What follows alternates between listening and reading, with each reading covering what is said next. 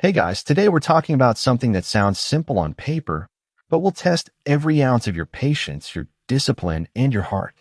It's that impossible moment when you're trying to speak, trying to explain something important, and your kid just keeps cutting you off. Mid-sentence, mid-word, mid-thought. They just jump in. At first, it's kind of cute. They're excited, curious, wanting to be part of everything. But by the fifth interruption in a single sentence, when you're trying to teach something serious, like why we don't throw things when we're angry, it doesn't feel so cute anymore. It feels like chaos. Let's become the best single daddy we can be.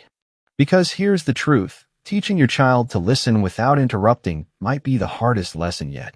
Not because it's complicated, but because it forces you to face your own limits, your own tone, your own history with not being heard. By the end of this video, you'll know exactly how to teach your child to listen with respect, and how to do it without yelling, shaming, or shutting down their spirit in the process. Let me take you back to a Tuesday afternoon. I just picked up my son from school. He had one sock on inside out, his backpack half-zipped, and he was firing off words like a machine gun. "Dad, so there was this lizard, and then it ran up the wall, and then Ms. Hall said, and then. I couldn't get a word in. Not even a breath. And the thing is, I wanted to hear him. I did.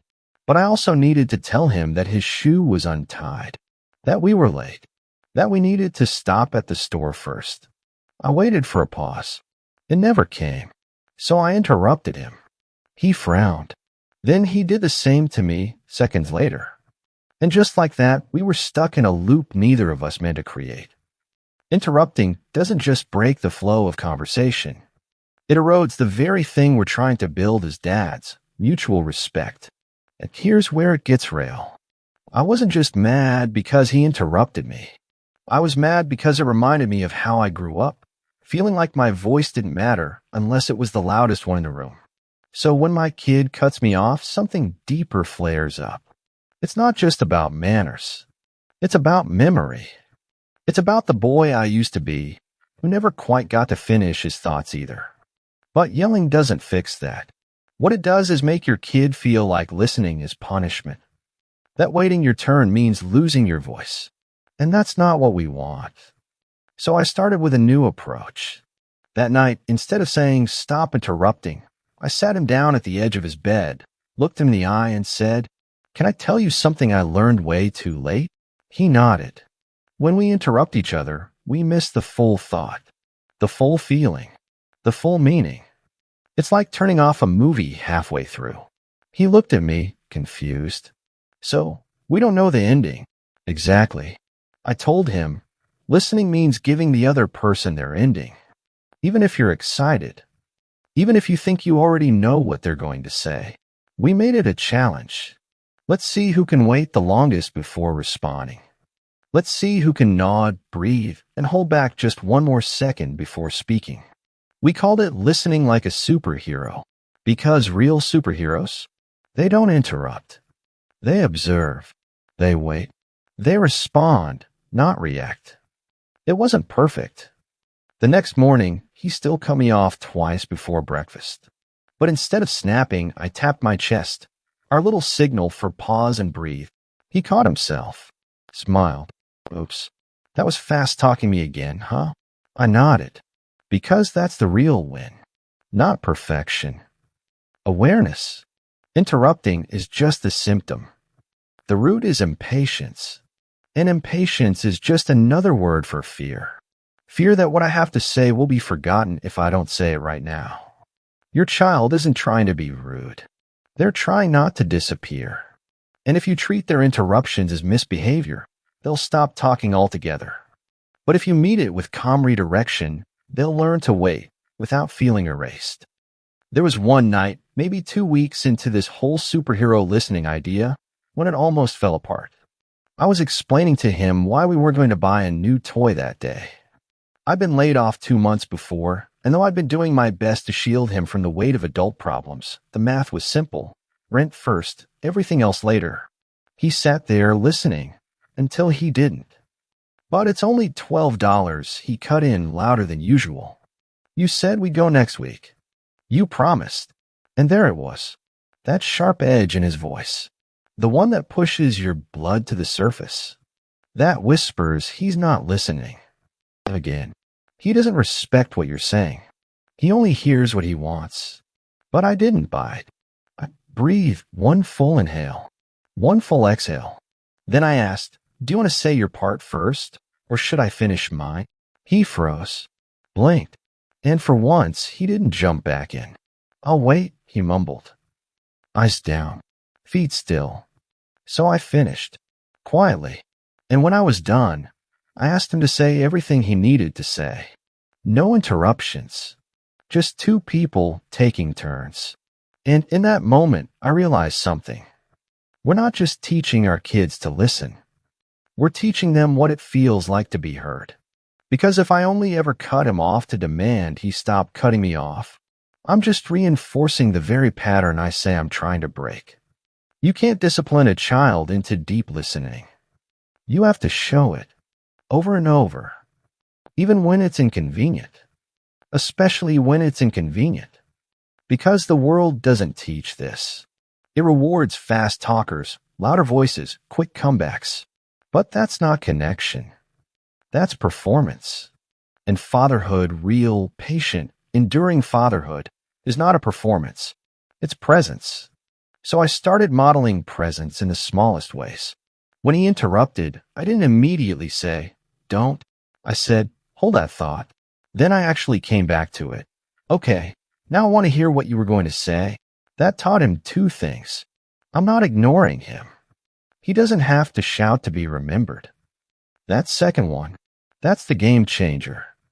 Because for a kid, especially one being raised by just one parent, the fear of being forgotten is real.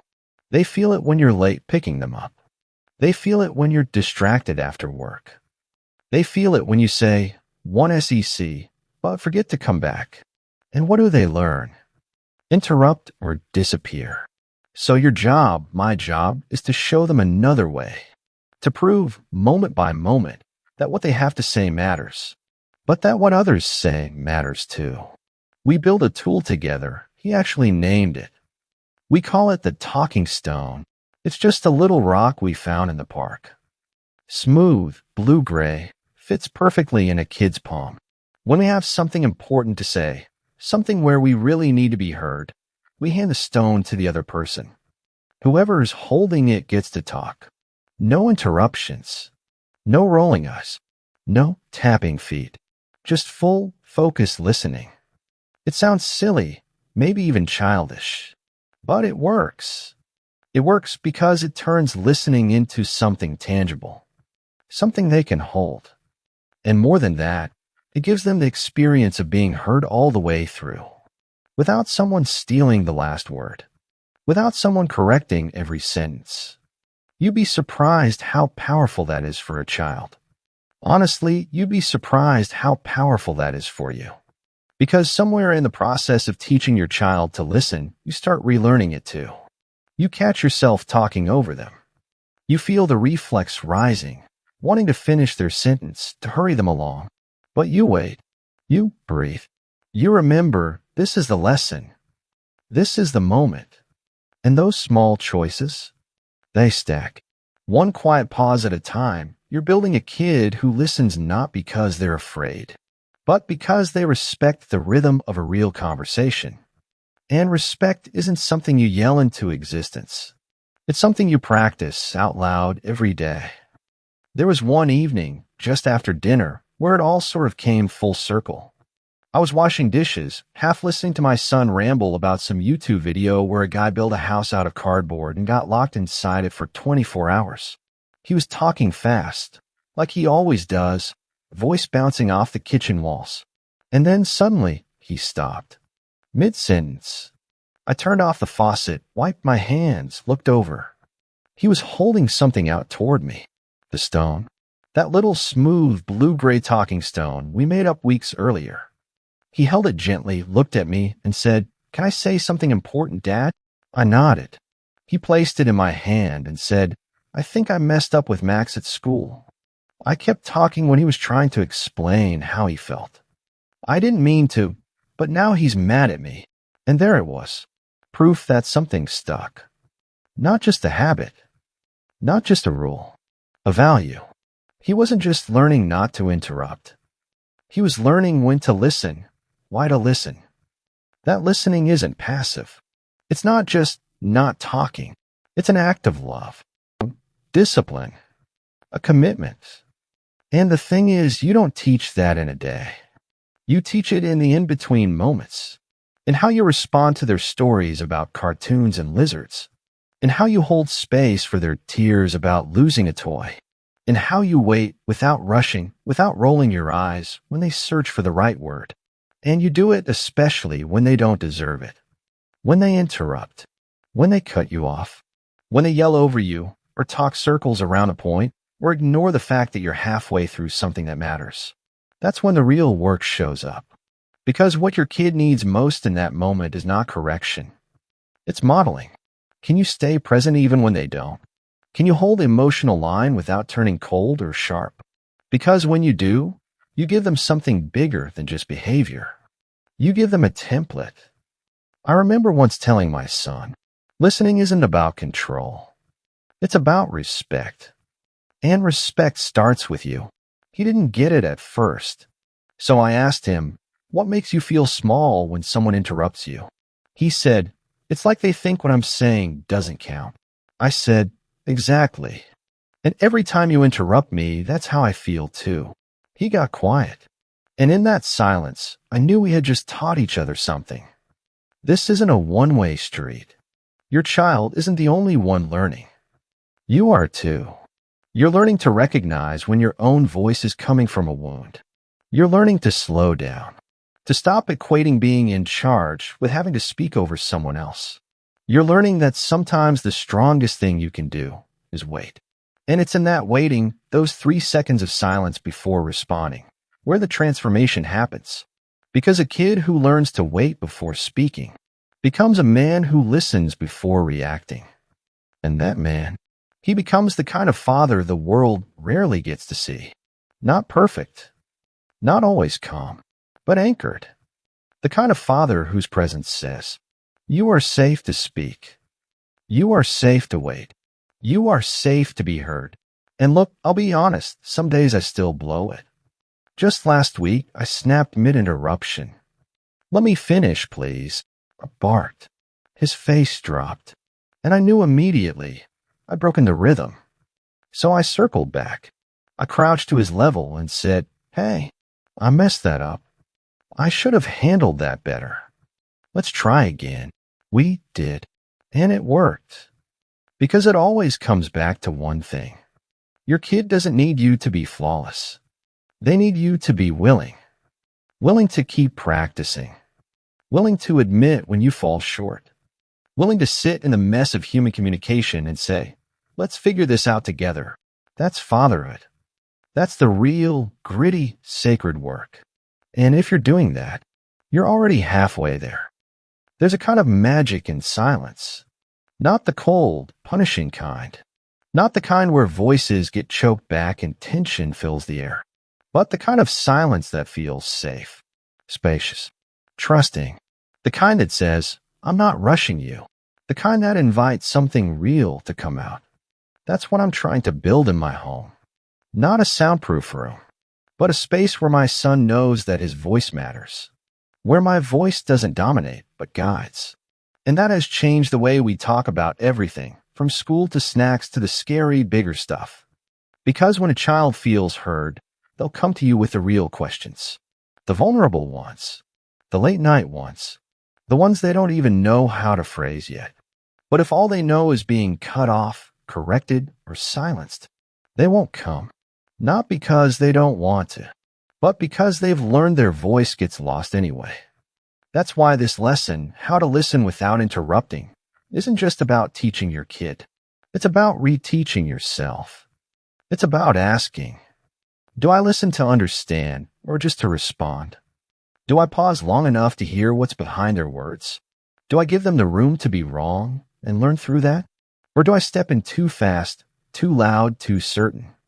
Here's what I've learned. Sometimes your kid's greatest growth doesn't come from your best advice. It comes from your silence. from your witnessing, from being there, not to fix, but to hold space. We don't do that enough as men. Hell, we weren't taught how. We were taught to instruct, to correct, to lead. But listening is a kind of leadership too. It's one of the most powerful things you'll ever model.